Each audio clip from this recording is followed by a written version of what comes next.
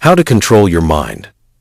The problem is, man wants to control everything in the world if possible, but fails to control his own mind that is provided by nature along with one's physical body only for personal use, which cannot be used, misused, overused, or abused by anyone else.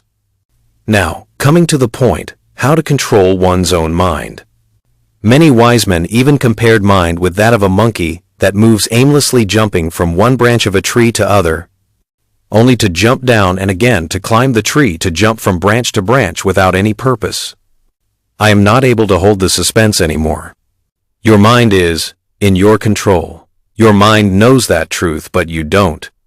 All right, what will you do if your servant asks you once in every 5 minutes, "Do want coffee, sir?" I am sure that you will say, "You attend only when I call you and don't disturb me." No surprise if you fire him. You say or do that as you know that you are the master and your servant who is supposed to serve you is disturbing you. Your mind knows that it has no desires of its own but for serving you.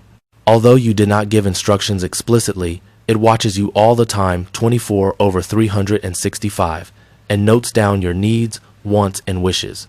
Your mind knows what will please you. So, when you don't feel well, it reminds you of your habits to balance.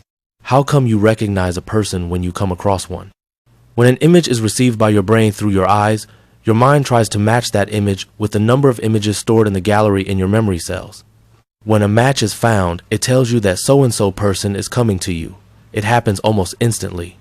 It not only tells you who that person is, and also the relation with you and whether the person is important or not, and the character of that person as perceived by you.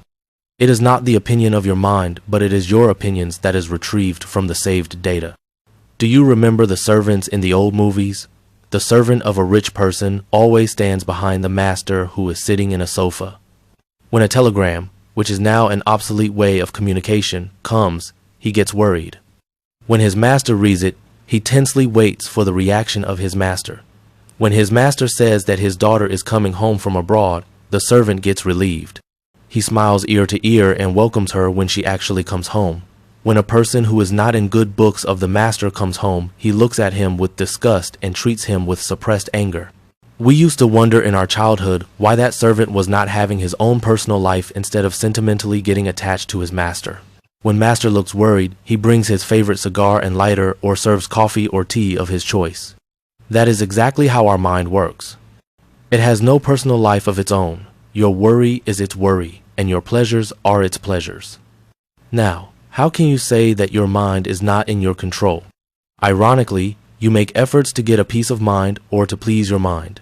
When you do that, your mind thinks that it is what you really want.